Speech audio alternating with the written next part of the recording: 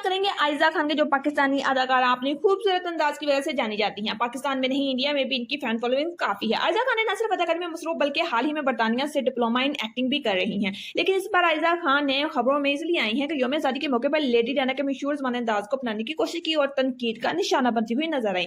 Lady Diana जबकि Shaukat Khanam hospital को fund देने के लिए लाहौर आई थी, तो उन्होंने जिस कलर की ड्रेस पहनी थी, सब्ज कलर की, और व्हाइट कलर का उन्होंने दुपट्टा लिया था, इसी स्टाइल को आयजा खान ने अपनाया। लेकिन आयजा खान बनी है तनकीद का निशाना।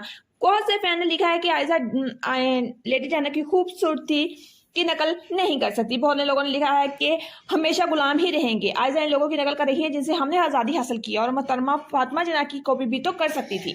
बहुत से मैंने लिखा है कि लेडी डायना को एक कॉपी नहीं कर सकती और ये बिल्कुल अच्छी नहीं लग रही, इन्हें ऐसा नहीं करना चाहिए था।